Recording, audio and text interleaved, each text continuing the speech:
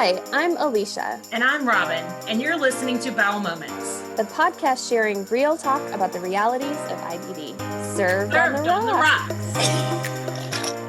This week we talked to Adam Finkelstein. Adam was diagnosed with ulcerative colitis when he was only 2 years old. We talked to him about what it was like to live with IBD for all of those years. We talked to him about the book he just wrote for other children living with inflammatory bowel disease called Up and Adam. We talked to him about his subsequent book that he'd like to write. And we talked to him about how all of this and all of his experiences have led him to medical school and his desire to become a surgeon. We had such a fun conversation with Adam. I know you'll love him.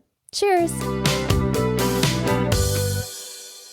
Hi, everybody. This is Robin. Welcome to Bowel Moments. Hey guys, this is Alicia, and we are so excited to talk to this guest. So welcome, Adam Finkelstein. Thank you for having me. I'm so happy to be on. We are very happy to have you, but our first very unprofessional question is, what are you drinking? I'm always drinking water. I always have a bottle with me. Very good. I have aspirations to drink more water. Every year, it's my New Year's resolution, and every year I fail. So you'd think that I would do better, but I never do. I'll work on it. Robin, what about you? I'm drinking alone. I'm drinking a mojito. Ooh, lovely. It's so refreshing. I didn't make it, so it makes it even more delicious. Yes. Mm-hmm. Even better. Well, I am drinking water, but with a little bit of blackberry lemonade in it too to make me drink it because I hate to drink water. So a little bit of flavor in there. Well, Adam, again, we are so excited to hear your story. So without further ado, next question for you is, please tell us your IBD story. Oh, great. I'd be happy to. I'm 25 years old now, and I was diagnosed with IBD, with ulcerative colitis, when I was 2 years old. And so it's really something that I've had all my life, and I haven't known much different. And so growing up, I didn't know that other kids didn't have IBD. And I remember there was one time I asked one of my friends why I didn't see him at the nurse's office to take medicine, because I didn't realize he didn't go to take medicine. But when I was diagnosed, I don't have too many memories because I was so young. But my parents say that it took maybe 6 to 8 months.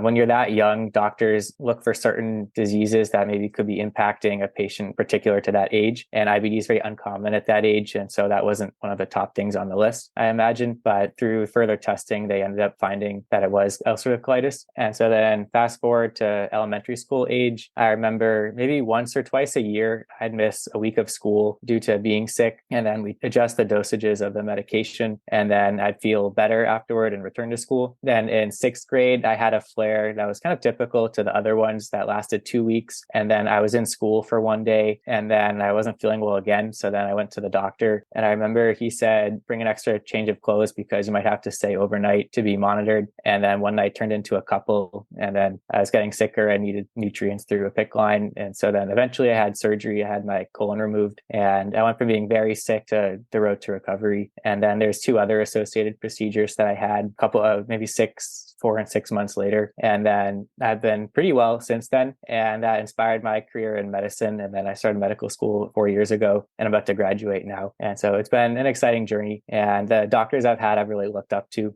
and I hope to be like them in the future. And then because I had this unique experience as a kid, I really wanted to create a resource that other kids could use. And I think at first because I didn't know any better, I didn't know that my experiences were unique. And I thought it was just something that everybody does. And as I got a little older and I'd go to the doctor and I'd see kids might be having a tougher time dealing with things like blood draws, I realized that what I was doing was really being really brave, and that I'd go get my blood drawn and I'd stick out my arm and act like it was nothing. And so then I associated going to the doctor with pride. And anytime I would have to go for a test or a colonoscopy, I would kind of I would have a smile on my face because I think, oh, well, I can handle this, and I'm a tough kid. I can do this. And I'd, of course, look forward to the warm blanket that they give you before the scopes and the graham crackers and applesauce afterward. So it was always a good experience. Oh, and so then because of all this, I wanted to make a children's picture book about my experiences growing up with IBD. And the idea I got for the picture book started when I had surgery, and I got a book about what it was like to have surgery and have a stoma. And in this book, there were little snippets that kids would write, one-liners about, I had this surgery like you, and now I play soccer, and now I play basketball. And it showed the picture of the healthy young patient. And I was always curious what happened to them afterward and what their story was. And so I imagine other students and patients would be curious also. And so I expanded on this and wrote a whole book about it. And I hit on pretty common points because I know IBD and Crohn's and colitis can present very differently and patients have very diverse experiences. But I wanted to hit on very common things like what it's like to miss school, or what it's like for people to ask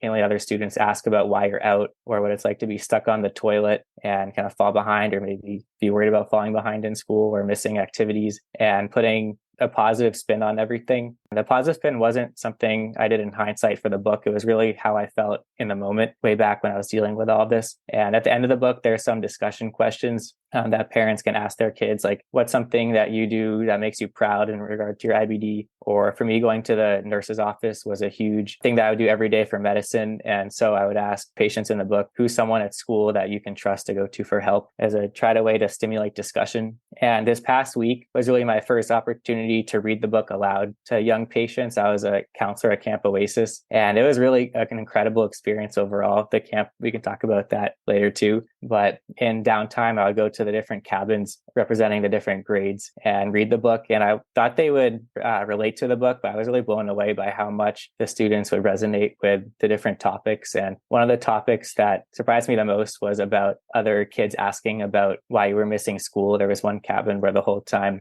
we talked maybe 20 minutes with third and fifth graders about this, about how they say, oh, I was sick with IBD, or I was sick with a stomach problem, because other kids don't know digestion at all, really, to begin with. And so explaining what's wrong exactly can be difficult. And so leaving it kind of vague is important. And even me, when I told other people about what IBD was, it was during 7th grade biology class, and we were learning about the gut. And so it was kind of at an appropriate time. I thought I wanted to wait until they knew how the gut functioned appropriately to say, oh, this is where it went wrong with me. And that was a year after my surgery. So I think that put into context why I'd been out a couple of months from school. That is amazing. I just want to call back to, we talk about and joke about the propofol nap and how we love that with the colonoscopy, but we don't give enough love to that warm blanket and the graham crackers and applesauce post. I'm just saying the warm blanket should get as much love as the propofol nap. I mean, that is fair, especially I think a warm blanket that somebody else brings you and graham crackers that somebody else brings you is definitely high on the list of what makes it special, I would imagine. Also, the fact that you haven't eaten for a while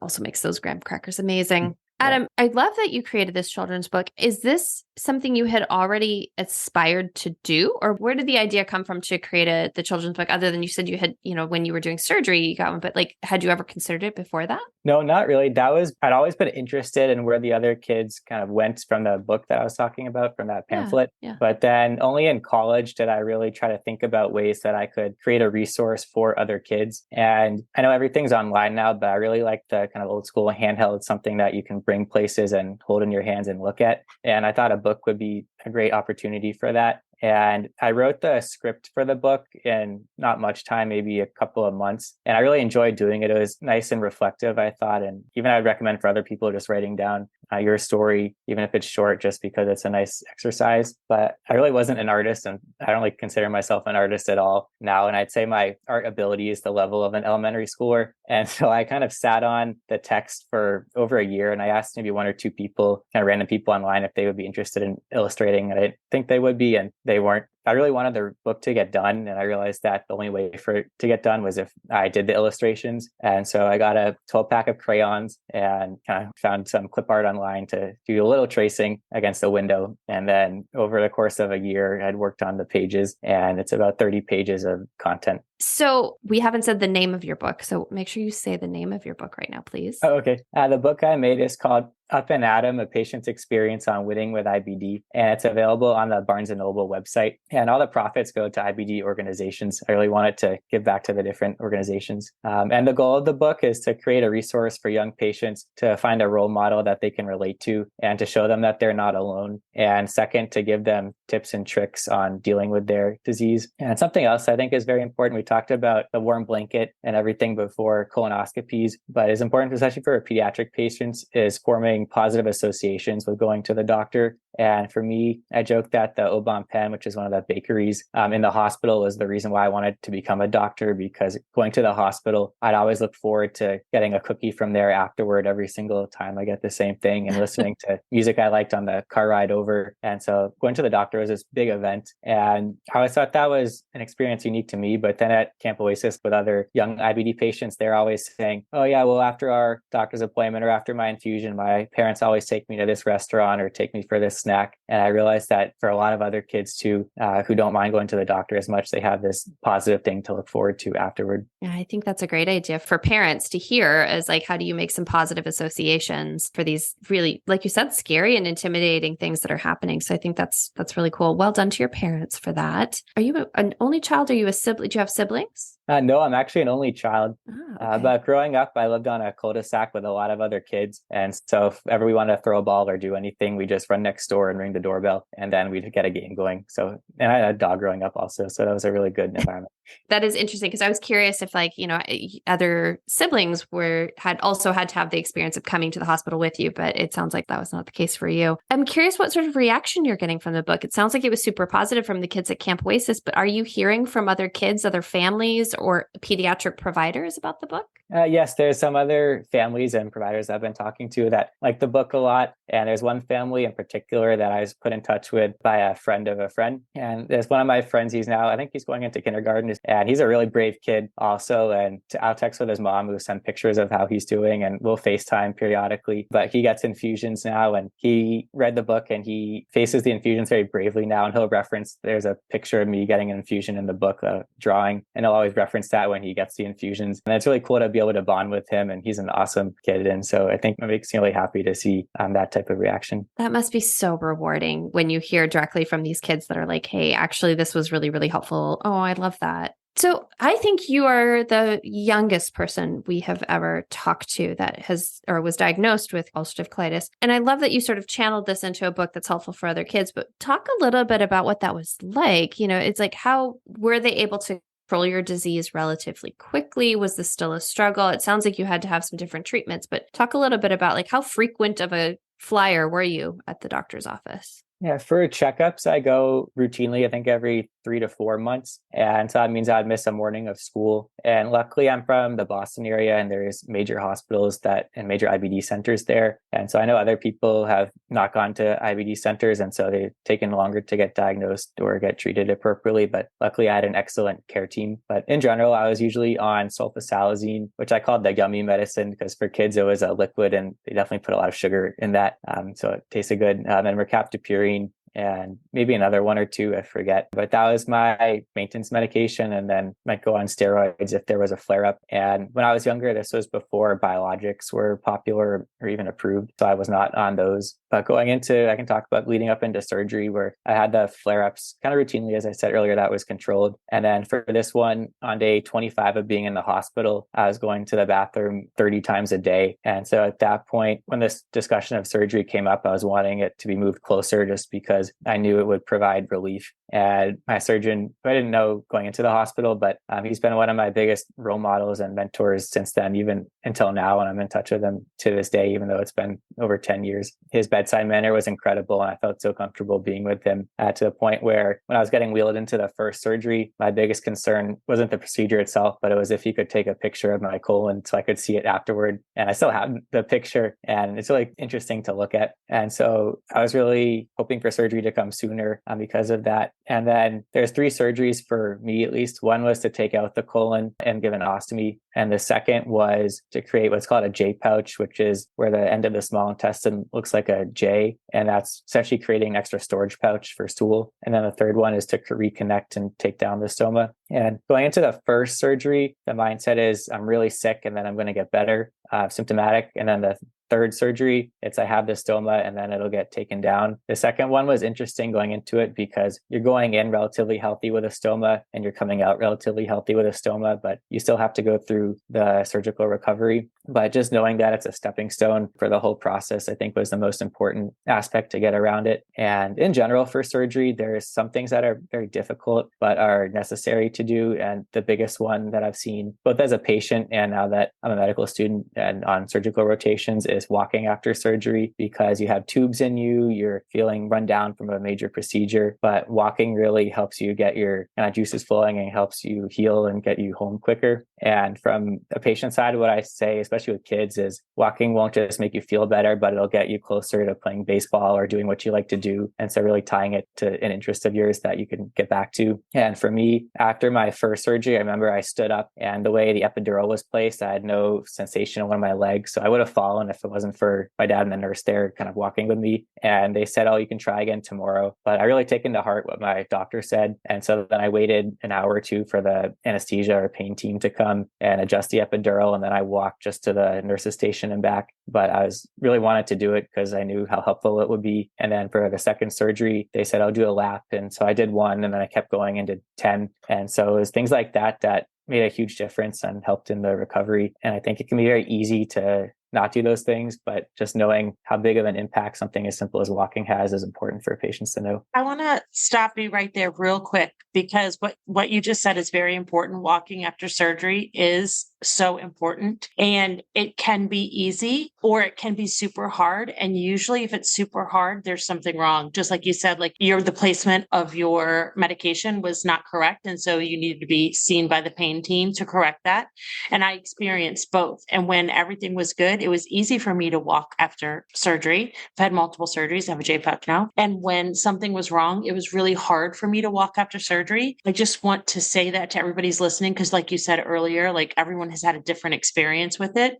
And so I don't want anybody to feel shame for not being able to jump right up out of bed and do 10 laps when they've just had major surgery, because we all know that it's super important, because you have to listen to your body. Walking is super important, but I've had both situations where I've been able to jump right up and do laps after surgery, and where I have not been able to get out of bed for days after surgery. So you have to listen to your body. You have to talk to your doctors, but also I want to encourage you to advocate for yourself. If you are not feeling well after surgery, talk to your doctor, talk to your surgeon, talk to your medical team, and make sure that nothing else is going on, because it could be because you probably should be feeling good enough to walk after surgery. So there could be something else going on there. So just be sure to advocate for yourself, and know, just like Adam said, walking is so important, and it is going to get you on the road to recovery so much faster. Yeah, that's actually absolutely correct, is that you have to know yourself too. So if you're not feeling up to it and you really can't, then you really shouldn't push it, and tell your doctor too, because something could be needing to be looked into further. And then something else I didn't mention too much about associated with the surgeries is having an ostomy. And I remember I'm very athletic and I love to play sports kind of all the time. And as a sixth grader, I remember asking the doctors and the nurses, oh, well, with the stoma, will I be able to even play catch, or will I just have to sit around all day? Because I was in Little League at the time. And they said, oh, no, you can do Little League. You can do most of your, if not all of your activities that you like to do. And I think that's really important for patients to know, because especially since I've been on surgical rotations in colorectal, where they deal with creating ostomies, and pediatric surgery, where they also create ostomies, a lot of patients don't know anything about them, which I didn't going into surgery. And it can be very scary, because it's not something that I think most people could conceptualize if they weren't told that this is a medical treatment. So with the ostomy, I was going to school like any of the other kids, and you wear the ostomy bag that collects stool, and you'll empty it a few times a day, and you'll change it, which is just taking it off and putting on another one every few days. And I would go to the bathroom and take the same amount of time that any other kid would take. And in a hospital, as a medical student, when patients are apprehensive about the smell is the biggest thing that people ask about. I always say that I was in middle school when I had one, and no one commented on the smell. So if I did smell, I would have known about it. And even at Camp Oasis, a few patients had ostomies. There was one in particular where he was dunking on everyone in the pool basketball, and he was as excited as anyone else. He had a stoma that he just got placed a few months ago, and he's being a kid. And so you can't go super crazy. Like I would play baseball, but I wouldn't slide on my stomach, and I'd be careful with things like showering. I'd cover it with, I use saran wrap, but now I think there's other bands that you can use so it doesn't get wet. So there's definitely some precautions you have to take, but for the most part, you can just be a regular kid or be a regular person with it. I think that's very important for people to understand. Yes, you can swim and rock climb and play sports, and there's clothing to help you feel more comfortable. And there's companies that create that just for that, to help you be as active as you want to be with a stoma and an ostomy. It's all out there for you to help you live whatever kind of life you want to live. Exactly. 100%. in general, when it comes to the disease, your confidence should be from how you handle things rather than outcomes, because an outcome like an ostomy is very easy to get devastated by it because it's such a different, well, it could be perceived as such a different way of life. But if you're confident in your ability to say, this is something that happened to me and I'm going to roll with it and I'm going to make the best of it, then you can have a very happy life with it. And some people get them expecting it to be temporary, and medically it could be temporary, but they choose to have it longer because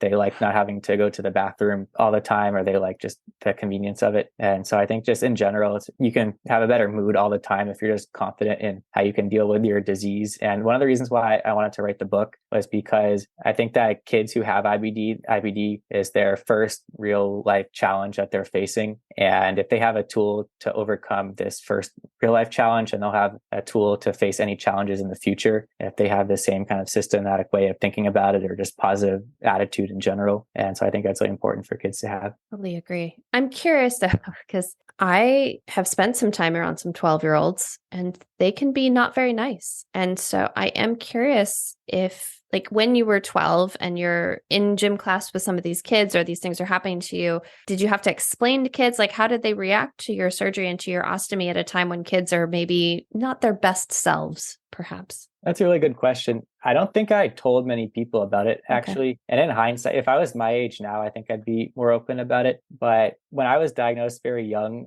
my parents didn't tell anyone about my diagnosis until I was old enough where I could decide if I wanted people to know about it or not. So I don't even know if my closest friends knew I had IBD when I was in elementary school. I think they knew that I would get sick sometimes, and that was the extent of it. And then the bag is pretty well hidden under clothes. And so many people did not know I had one. It was really only that point after I had the bag when I was in 7th grade during the GI unit of biology where I revealed that I had my colon out, and I brought the picture of the colon. And I don't even think I mentioned the bag at that point, just that I had the colon out and that I had ulcerative colitis. And so I didn't get made fun of at all. Our kids didn't talk about it at all because they didn't know about it. Since other people have brought up that they had wanted pictures of their colons or that they had pictures of their colons, what was it like? I know I'm super curious about it. Oh, to look at? Like, was it all upset at you? Because I mean, Robin's like, her surgeon said hers just sort of like disintegrated in his hands. And so what did it look like? This one, it definitely looked very inflamed, where it was a darker red color pretty much all throughout, as opposed to kind of the pinkish color that it should have been. And that's kind of all I would see up until medical school. And then I learned about in school, there are certain signs that the colon will have. Like normally it's supposed to have haustra, which are kind of like a bubbly appearance. But then in ulcerative colitis, there's something called a lead pipe sign, where the top part of the colon, the transverse colon, is really straight without the bubbly appearance. And that was very clearly seen in my picture. And so just kind of need to correlate it to what I'm learning about now. And kind of what I was talking about earlier with the hospital being associated with pride, kind of seeing how inflamed it was, and knowing that I handled it very well as a kid, kind of seeing it also made me feel proud. I love that you've associated the hospital and your experiences with pride. I think that is super important and definitely resilient as well. So, and that's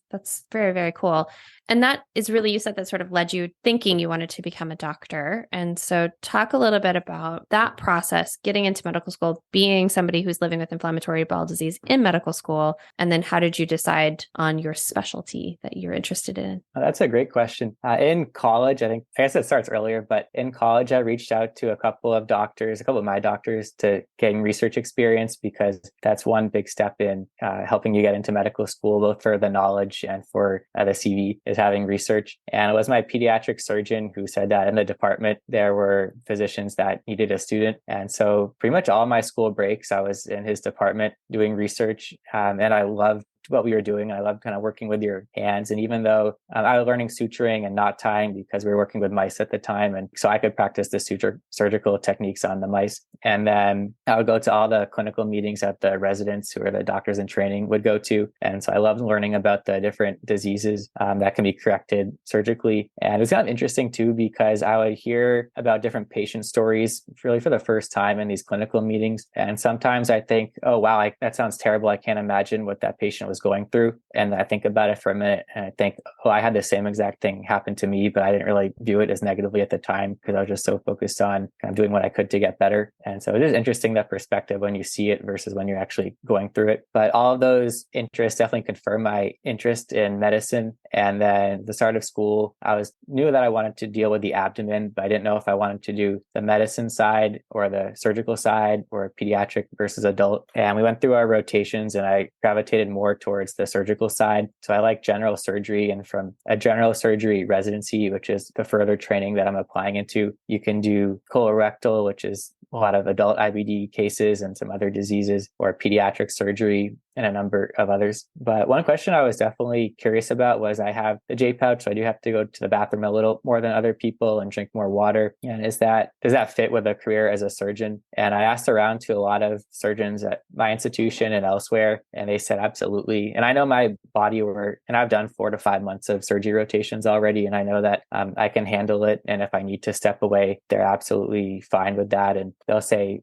women will step away for breastfeeding, for example, and that's totally fine. And other doctors for the longer cases, of course, they can step away for a minute, and that's all right because there's other people to supervise in the room, or they could pause for a minute. And I even connected with a colorectal surgeon and a pediatric surgeon who both have J pouches. And so they were telling me about their experiences and providing reassurance that they have no doubt that a medical student with a J pouch can go on to be a successful doctor. And so that was incredible to hear about. I love that. I love that there's you created a network that you can talk to about, what are the tips and pointers and things that they do. So that's so cool. Were they open about their disease? How did you find them? Yes, one of my pediatric surgery mentors connected me with the other pediatric surgeon. And then it was actually my dad said that he had a work colleague who had a family member who saw this other one. And so I found him online and then kind of emailed them both. And so that's how we got connected. And I Zoomed with one of them and then I just messaged the other one. But it was really interesting to see their stories. And I think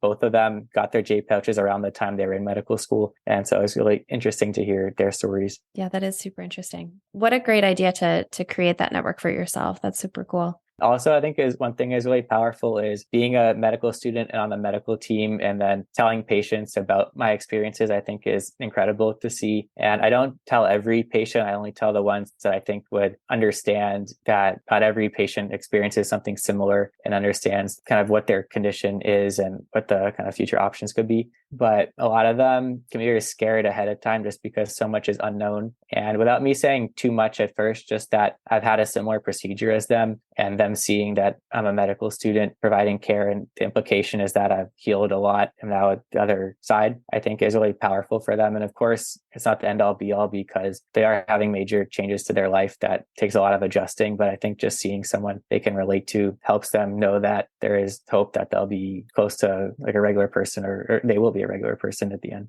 It is very important for the kids, but I'm going to speak up for the parents too. I'm sure that has a huge impact for the parents as well, knowing that their child who has been living with a chronic illness can grow up and be a doctor, which means they can grow up and be anything. That mindset that this is not something that's going to keep them from doing whatever they want. Because sometimes as a parent, when your child is diagnosed with something like this, you blame yourself.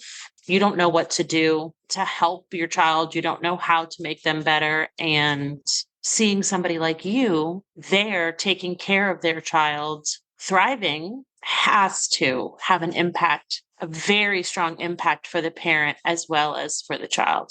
I'm going to bring you back a little bit. I do want to touch on this because we kind of talked a little bit about your surgery, and I want to dive into what was it like, because you said specifically that you wanted your surgery to come sooner. Like you, as a 6th grader, as a 12-year-old, you're like, you wanted to move your surgery up. You knew that it would make you feel better.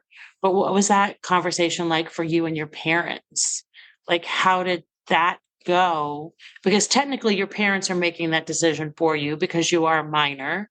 That's a conversation between your parents and your surgeon, but you're old enough at 12 that they're going to talk to you about this. So how did that all go to where you talk to them to say like, yes, I want this surgery. It is going to make me feel better, to where they felt comfortable with that decision as well. And so when my parents and my doctor talked about surgery, I don't remember if I was a part of that discussion or not because I was so young, but they had the discussion that surgery was really the only option, given that I tried a lot of medications that didn't work. And there were other ones that you could try, but the risks of taking them versus the benefits of them potentially working and then getting the symptoms again soon, it seemed like surgery was the best option. And I don't remember the discussion of when I was actually told that I would need surgery, but I just remember knowing that I would need surgery within the next few days, kind of the soonest that the doctor could do it, and running to the bathroom 30 plus times a day, tied to the IV and bad stomach pain. And I was vomiting a lot, that I really just wanted the surgery as soon as possible. And it couldn't be moved up due to a lot of the planning that goes into the surgery and just logistics of when you can eat and things like that. But it wasn't that I was scared or worried or needed a big discussion on why the surgery was important. I understood at that age that it would help a lot and nothing else could help. And so I was all for it. So you found out you were having surgery and like just a few days later you had surgery. Is that Yes. how it went? Okay.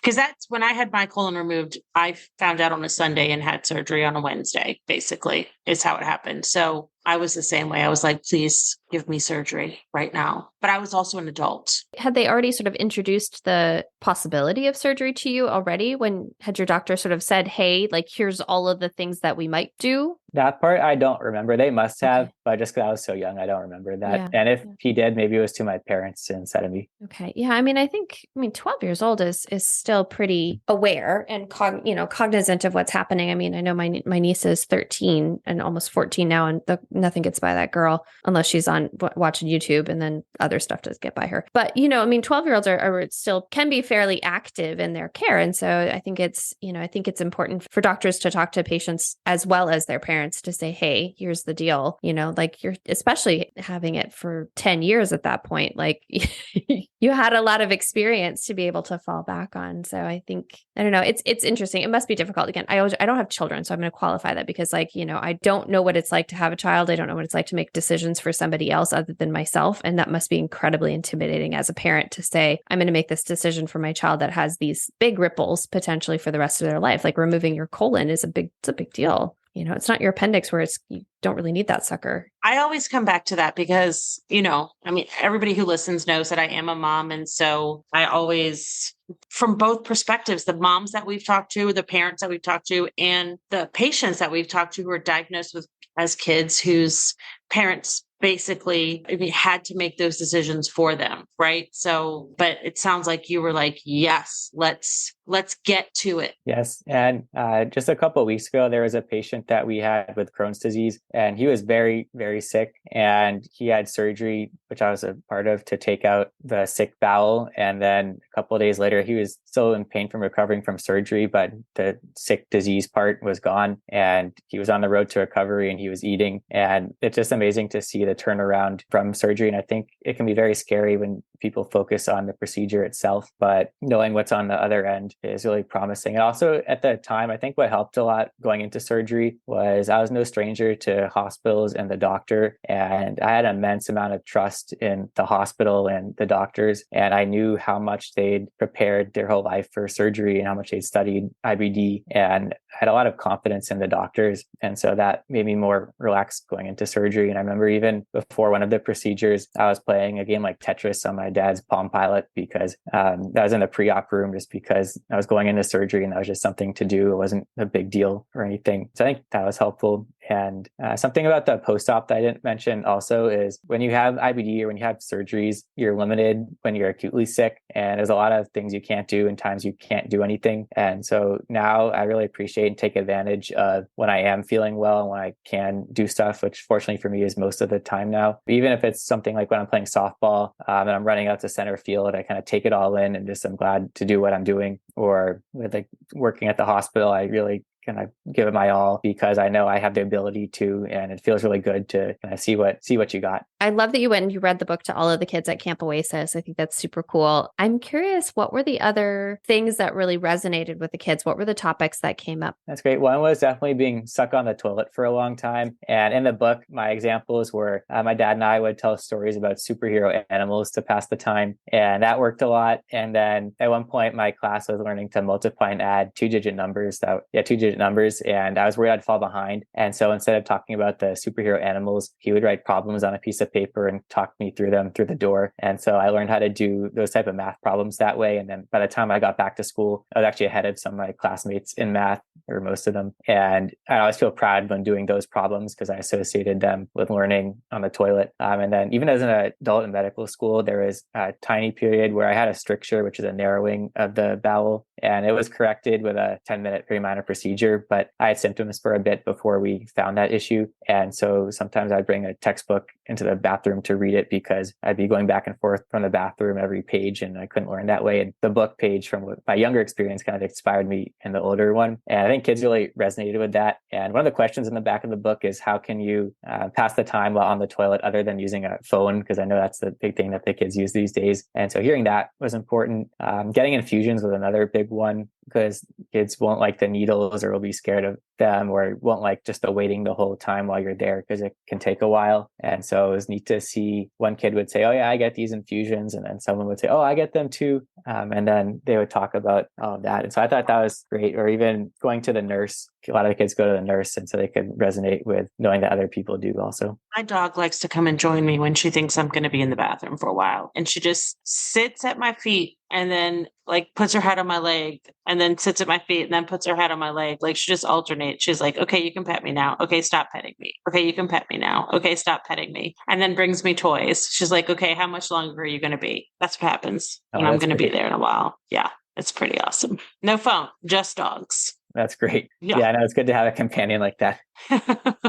Dogs are the best. Yes. Yes, they really are. And with really the book, the target population is to about 6th or 7th grade, but I read it to cabins in elementary school age, middle school age, and even high school age. And they all connected with it really well. And it was interesting where the high school age might have been more reflecting on some experiences that they had when they were younger and making connections to current ones when they were older. But I would hear even to the 10th graders, them say, oh, I can relate to that, to different parts of it. And so I thought that was really meaningful too, that even though it's designed for younger kids and the pictures are for younger kids, really anyone can relate to it. You thought about doing a version for older kids? I thought about it. Actually, I drafted a script for a surgery one at the same time I wrote this one, but I didn't have time to illustrate it. And I was thinking if that one would be made eventually, it could be more like a comic because I think the surgery is more common with the older kids. So it could use the same text, but be more kind of graphic than with the crayons. Well, I think the message of your book, though, is still something that's really important for older kids, you know, that being able to take pride in your resilience, being able to take pride in how you're handling this complicated, you know, kind of difficult thing. That's a really good lesson for people to learn. It's a really good thing for people to celebrate that resilience. And I would imagine, you know, sometimes especially teenagers need that reminder because it's hard to be a teenager on the best of days. And so, you know, it's a good reminder for kids to, regardless of their age, I think. So, Adam, this has been an amazing conversation. Thank you so much for coming on the show. Like, honestly, you are a delight.